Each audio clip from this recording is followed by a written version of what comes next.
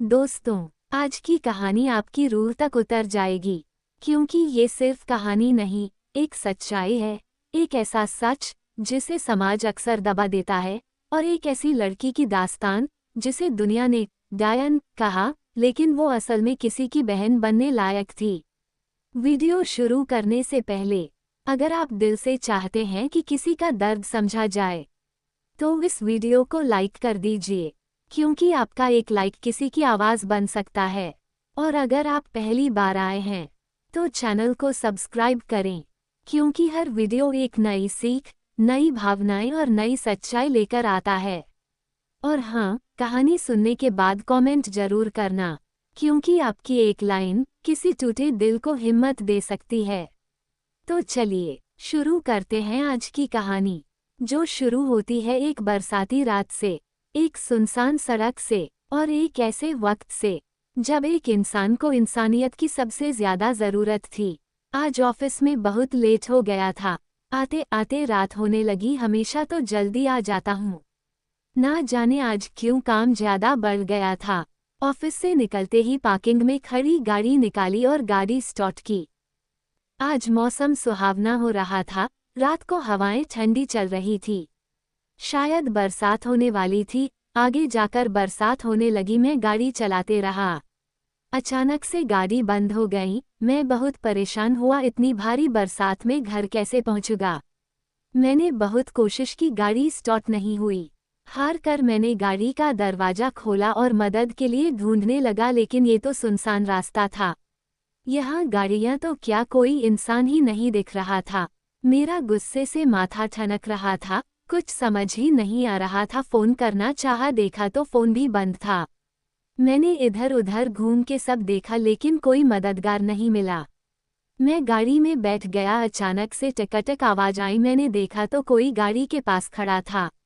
मैंने शीशा नीचे किया तो एक लड़की बरसात में भीगी हुई थी। उसने साड़ी पहनी हुई थी। वह शायद पूरी तरह भीग चुकी थी। हो सकता है वह भी मेरी तरह मदद मांगना चाह रही थी। मैंने देरी ना लगाते हुए उनसे पूछा, आपको मदद चाहिए? उसने कहा, नहीं, मुझे आपकी मदद करनी है।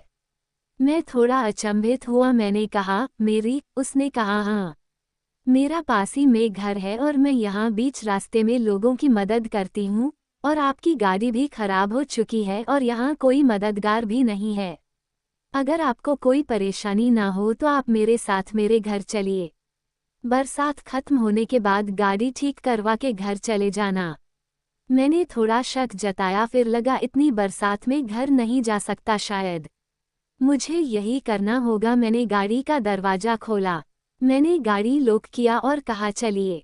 मैंने उसे ठीक से नहीं देखा था। अब वो मेरे आगे चल रही थी। वो लड़की भीगी भागी सी जुल्फों को झटका रही थी। वो आगे आगे चलने लगी, मैं उसके पीछे पीछे। वह साड़ी में इठलाती चल रही थी, हाथों और पैरों से पानी की बूंदों से खेलती जा रही थी। मैंने पूछा, कितनी और देर लगेगी? उसने कहा, बस थोड़ा ही समय लगेगा। पर मुझे आसपास कोई घर नहीं दिखा। थोड़ा दूर जाने के बाद एक छोटा सा घर नजर आया। हम दोनों वहां चले गए। लड़की ने घर का दरवाजा खोला और बोला, चले आइए। मुझे हिचकिचाहट हो रही थी, डर भी लग रहा था। ऐसे अनजान किसी लड़की के साथ अचानक से कैसे जाऊं घर के अंदर? कहीं ये फिल्मों की तरह भूतिया लड़की तो नहीं? मेरे मन में हजारों सवाल खड़े थे। आगे क्या हुआ? अगर जानना चाहते हैं कि वो लड़की भीगी भागी सी भूतिया लड़की निकली या कोई मददगार, तो उसने दरवाजा खोला, बोला, आ जाए अंदर। मैं जैसे जैसे डर के मारे अंदर जाने की कोशिश करते हुए कदम बढ़ाए। घर में प्रवेश करते ही मैंने चारों तरफ देखा। मैंने सोचा कहीं डाकू छुपे हो और मुझे लूट कर मार से। मेरे मन में ना जाने कौन कौन सी तस्वीर और लोगों के चरित्र सामने आ रहे थे।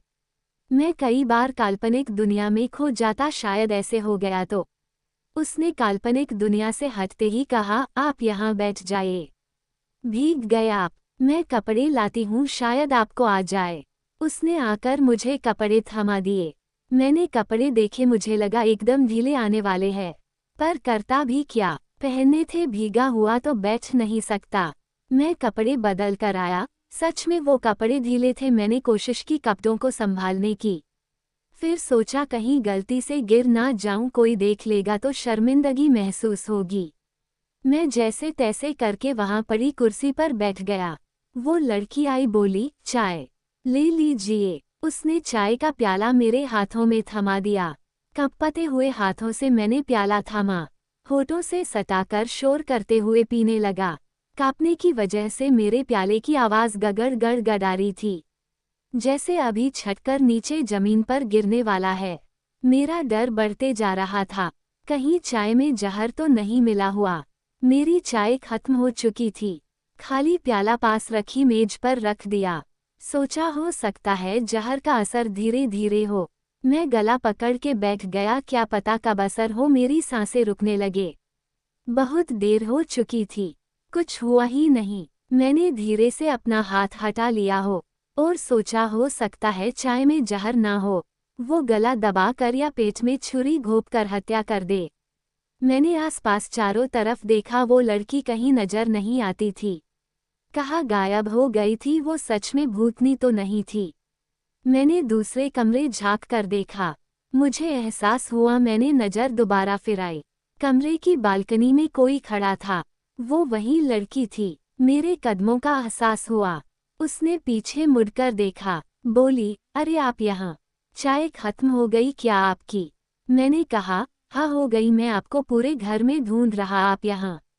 जैसे ही उसने बोला मेरे कदम लड़खड़ा रहे थे आगे बढ़ने के लिए। वो लड़की बोली, डरिए मत, आ जाए। मैं उसके बगल में खड़ा हो गया।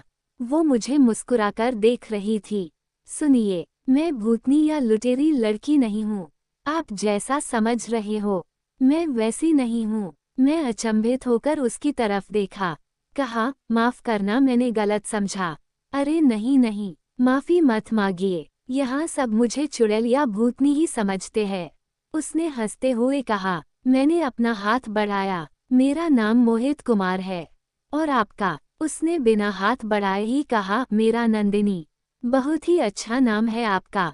मैंने अपना बढ़ाया हुआ हाथ पीछे कर लिया। आप इस घर में अकेले ही रहते हो, डर नहीं लगता आपको? मैंने कहा। उसकी हंसी निकल गई। भूतनी को किसी से डर नहीं लगता। मैंने कहा, मजाक अच्छा करते हो आप।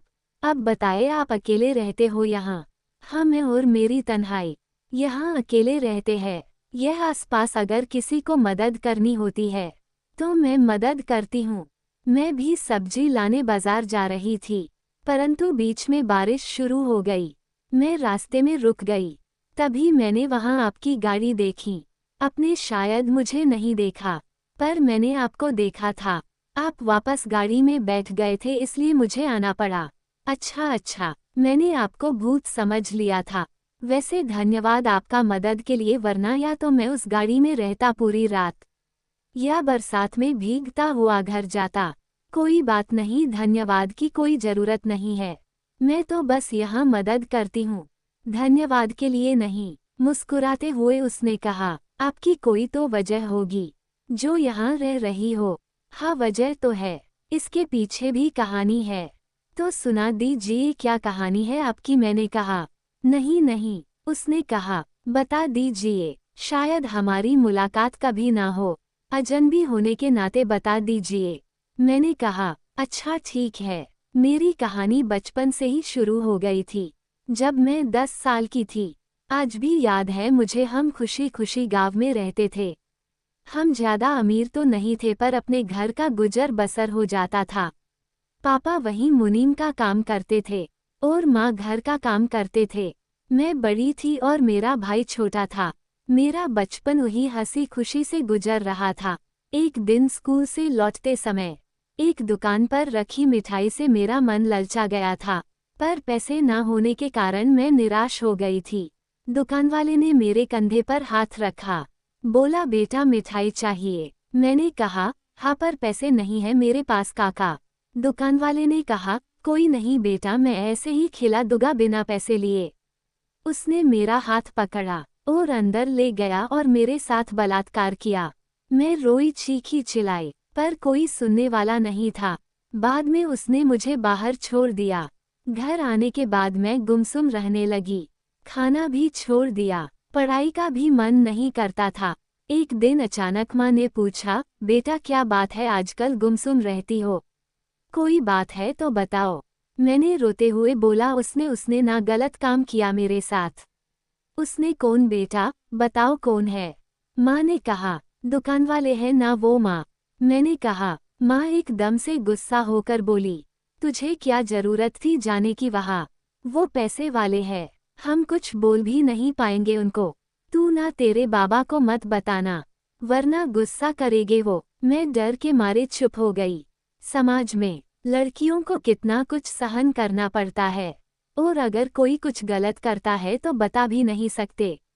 कैसा और कौन सा न्याय है यहाँ का? मैं चुप थी पर में भी बहुत सवाल थे। मेरा बचपना ऐसे गलत इंसानों के बीच चला गया। मैं जिंदा लाश की तरह घुटती रही, पर मेरी माँ से मेरी खामोशियों देखी नहीं गई। कुछ दिन बाद मेरा हाथ पकड़ा और मुझे पिताजी के पास ले गई।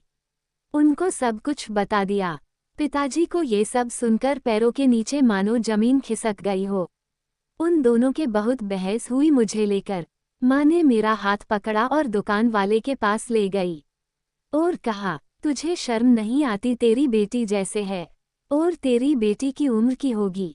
और ना जाने क्या क्या कहा उसको। वो सुनता रहा और एकदम से सामने आकर खड़ा हो गया, बोला, अरे गांव वालों सुनो और आकर देखो कैसे कैसे इल्जाम लगा रही है। सारे गांव वाले वहां आकर इकट्ठा हो गए। वो दुकान वाला चिल्ला चिल्लाकर बोला, मेरी बेटी जैसे उम्र की लड़की के साथ ये सब करूँगा क्या? देखो भाइयों, हम पैसे वाले हैं तो क्या कैसे भी दोष लगा देगी। सारे गांव वाले दुकान वाले के पक्ष में बोलने लगे। हाँ सही बात है, मेरी माँ मेरे हित के लिए बोले जा रही थी, पर एकदम से अकेली हो गई वो। उसका साथ किसी ने भी नहीं दिया। पिताजी भागे भागे आए और माँ का हाथ पकड़कर चुप करवाया। सारे गांव वालों के सामने हाथ जोड़कर बोले, हमें माफ कर दो, ये झूठ बोल रही है। जैसे तैसे करके वहाँ सब संभल गया था, पर मेरी वजह से माँ और पिताजी बहुत दुखी होने लगे थे। कुछ दिन बाद पिताजी माँ को आकर बोले कि मैं लड़का देखकर आया हूँ, परिवार ठीक है, दहेज भी नहीं ले रहे, बस 2 बच्चे हैं उनके छोटे। कुछ दिन पहले पत्नी का देहांत हो गया था। बच्चों की देख रेख के लिए पत्नी की जरूरत है। माँ ने कहा, हम ऐसे किसी लड़के के साथ अपनी बेटी की शादी कैसे कर सकते हैं? अभी वो छोटी है, पढ़ना चाहती है, कम से कम उसका तो सोचो। मैंने सबका सोचा है और सब सोचकर ही ये सब कर रहा हूँ। मैं रिश्ता पक्का कर चुका हूँ और कुछ दिन बाद अच्छा सा मुहूर्त निकलकर शादी कर देंगे। माँ रो रही थी, पर पिताजी ने कुछ नहीं सुना। उनकी कहीं बातें माँ के दिल पर लग रही थी। कुछ दिन बाद मेरी शादी कर दी, उस इंसान से जिसे मैं जानती भी नहीं थी। मैं नाबालिग थी, केवल 14 साल की, जिसे शादी जैसे संबंध के बारे में कुछ पता ही भी था। उस इंसान के 2 बच्चे थे जो केवल मुझसे 1-2 साल छोटे थे, मेरे हमउम्र के।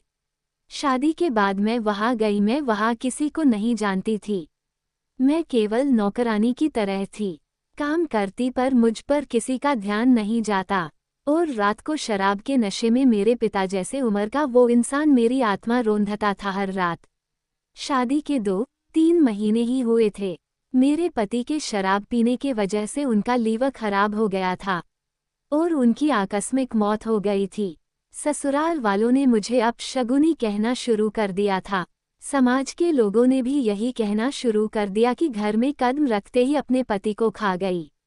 मैं बस सुनती रहती, सुनती रहती, सुनती रहती, क्योंकि मैं तो बस एक मिट्टी की गुड़िया बन गई थी, जिसमें ना जान थी ना भावनाएं। पति के मौत के बाद वहाँ ससुर, जेठ, देवर, पड़ोसी सब मुझे गलत नज़र से देखने लगे। कोई ना कोई हर रात मेरी इज्जत उतरता था और मुझे केवल चुप करवा दिया जाता था, धमकियां देकर। हद तो उस दिन हो गई। खेलते खेलते मेरे पति के एक बच्चे को चोट लगी और वो गंभीर हो गया, परंतु सारा दोष मेरे ऊपर मंड दिया। बात तो इतनी आगे तक पहुंच गई कि लोगों ने मुझे डायन बोलना शुरू कर दिया था। घर से बाहर निकलती बच्चे और औरतें भाग जाती मुझे देखकर कि डायन आ गई। एक दिन गांव किसी के घर काला जादू हो रहा था। काला जादू करने वाला बाबा भाग गया और लोगों ने मुझे गलत समझ लिया कि मैं काला जादू करती हूँ। डायन तो समझते थे, अब उनका शक मजबूत हो गया था कि गांव में जो भी हरकतें होती थी मैं करती थी। गांव वाले मेरे घर आए और मुझे जबरदस्ती पकड़ ले गए। मेरे ससुराल वालों ने कुछ नहीं बोला। उन्होंने मुझे बीच चौपाल पर रस्सियों से बांध दिया और मुझे जलाने की कोशिश करने लगे। पर किसी ने वहां कहा को अगर इसे जला देगे तो मरने के बाद भूत बनकर यही घूमेगी और इस गांव में परेशानी का कारण बन जाएगी। एक काम करो, इस गांव से बाहर निकल दो, जहां भी रहेगी रह लेगी।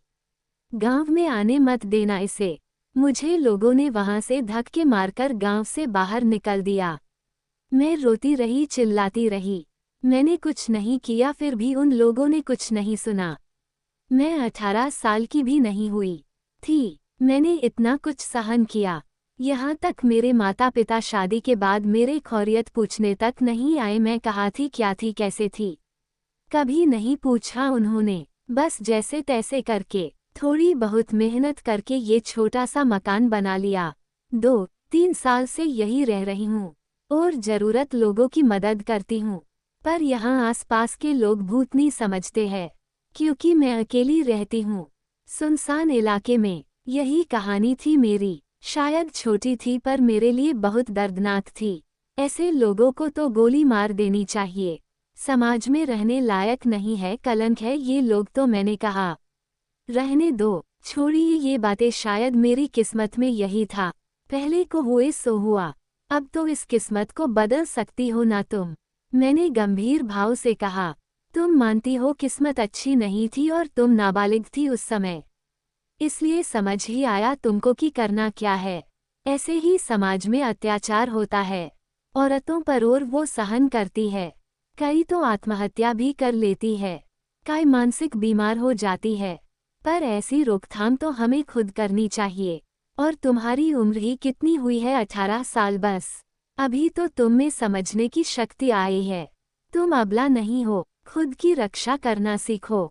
मैं तुम्हें नहीं जानता, पर आज कहानी सुनकर लगा तुमने जिंदगी में हार मान ली और इस सुनसान इलाके में छुपकर रह रही हो। अगर चाहती ना तो तुम पाई करती, आगे बढ़ने की कोशिश करती, तुम पर हुए अत्याचार को रोकती, पर नहीं कर सकी तुम। क्या करती मैं? उसके आंखों में आंसू आ रहे थे। कई बार समाज के साथ चलना पड़ता है। माँ बाबा भी समाज के पीछे भागे और मेरी जिंदगी खराब कर दी। तुम मेरे साथ चलो शहर, वहाँ पढ़ाई के साथ मैं कोशिश करेगा कि तुम्हें आगे बढ़ा पाऊँ। मुझे तुम में मेरी छोटी और मासूम बहन दिखी। मैं चाहता हूँ मैं अनजान एक भाई का फर्ज निभाओ। नहीं नहीं, ये समाज है हमारा ऐसे संबंध को गलत मानता है। एक अनजान औरत और पुरुष को अवैध संबंध मानता है। बेशक आप मुझे अपनी बहन मानो, फिर भी समाज गलत समझता है। चलिए रात बहुत हो गई, आप सो जाए। मैंने कमरे में बिस्तर लगा दिया आपका, वो कहकर चली गई। मैं अपने बिस्तर पर चला गया। सोचते सोचते ना जाने कब आंखें लग गई, पता ही नहीं चला। सुबह हो चुकी थी। मैं उठा, बारिश भी नहीं आ रही थी। चाय लीजिए, उसने कहा। मैंने चाय का प्याला उठाया। तुम मुझे भाई बोलो, मैंने मुस्कुराते हुए कहा। वैसे भी मैं तुमसे बड़ा हूँ और मेरी कोई बहन भी नहीं है छोटी। अच्छा अब जाने का समय हो गया, मैं चलता हूँ। आसपास गाड़ी भी ठीक करवानी है, मैंने कहा। मैं हाथ मुंह धोकर जैसे ही दरवाजा खोलकर बाहर निकला, आवाज आई पीछे से, भैया। मैंने पीछे मुड़कर देखा, वो दरवाजे पर खड़ी थी। मैं मुस्कुराए, वाह छोटी, तुमने भाई बोला मुझे। भैया, आप सब जैसे नहीं हो, आप अलग हो सबसे। काफी याद आए तो मिलने आ जाना मुझसे। हाँ आओगा छोटी, और तुम अपना ध्यान रखना, बाय। मैंने उसके सर पर हाथ फेरा। उसकी आंखों में खुशी के आंसू झलक रहे थे। वो मुझमें अपना परिवार ढूंढ रही थी, जो परिवार उसका खो गया था। Family game. मैं वहां से निकला गया, अपनी गाड़ी गर्ज में ठीक करवाई और घर आ गया। घर आने के बाद मुझे नींद नहीं आई। मैं सोचता रहा लोग कैसे कैसे होते हैं। औरत को लोग अपना हुकूमत समझते हैं, ज़ोमे में आए करते हैं, फिर डायन बता देते हैं। औरत जितने दर्द सहन करती है, पुरुष उन दर्दों पर नमक छिड़क देता है। जिंदगी भर ही संघर्ष करती रहती है और संघर्ष के बदले में उनको क्या मिलता है? ताने। चाहे समाज कितना भी पढ़ा लिखा हो जाए, पर कहीं ना कहीं औरतों के लिए उनके दिमाग में छोटी सोच होती है। दहेज हो, घरेलू हिंसा, रेप और छेड़छाड़ जैसी गलत कामों की खुद पहल करता है, और अगर कोई रोकने की कोशिश करता है तो उसे भी रोक दिया जाता है। मन तो करता है उसकी मदद करने का, उसे किसी गो में दाखिला करवा दूं। पर उसने भी सच कहा था, कोई अनजान पुरुष किसी औरत की सहायता करता है तो लोग उसे अवैध संबंध की शक से देखते हैं। ना जाने कदम अपने आप रुक जाते हैं। वो बचपन से इतने दर्द झेल रही है, संघर्ष करती आई है। आगे भी वो डटकर और निडर रहकर संघर्ष करेगी। अगले दिन मैंने उठते ही जल्दी से तैयार हुआ और आसपास के दोस्तों से एनजीओ के बारे में पूछा। 2 दिन में एक एनजीओ मिला जो बेसहारा औरतों को पढ़ता है और पैरों पर खड़ा करता है। मैंने वहां जाकर बात की और सारी बात बता दी। अगले दिन ही टीम उसके घर गई और गोले आई। आज वो अपने मुकाम पर है, पढ़ रही है, साथ में अपने पैरों पर खड़ी है। मैं एनजीओ से उसके बारे में पूछता हूँ, कभी भनक नहीं होने दी ये सब मैंने किया था, क्योंकि वो शायद आसान नहीं मानेगी। और मैंने अनजान भाई बनने का रिश्ता निभाया। कहानी का अंत यही खत्म होता है। कहानियाँ कभी खत्म नहीं होती, वो चलती रहती है, केवल पात्र खत्म होते हैं और एक स्त्री का संघर्ष जीवन भर चलता रहता है। दोस्तों, अगर आप यहाँ तक इस कहानी के साथ जुड़े रहे, दिल से थैंक यू। आपने सिर्फ एक कहानी नहीं सुनी, बल्कि एक ऐसी लड़की का दर्द, उसकी हिम्मत और उसकी जंग भी महसूस की। उम्मीद है ये कहानी आपको सोचने पर मजबूर करेगी कि समाज में बदलाव हमारी एक सोच से शुरू होता है। अगर यह कहानी आपके दिल को छू गई हो तो कृपया लाइक जरूर करें, ताकि ऐसी और कहानियाँ और भी लोगों तक पहुँचे। नीचे कमेंट करके बताइए कि आपको इस कहानी में क्या सबसे ज्यादा महसूस हुआ। आपकी एक लाइन किसी को हिम्मत दे सकती है। और हाँ, चैनल को सब्सक्राइब कर लीजिए और पास वाला बेल आइकॉन भी दबा दें, ताकि अगली कहानी सबसे पहले आप तक पहुंचे। नेक्स्ट वीडियो में एक और दिल छू लेने वाली कहानी लेकर आऊंगा। तब तक अपना और अपने अपनों का ख्याल रखिएगा। Thank you, love you all, जय हिंद।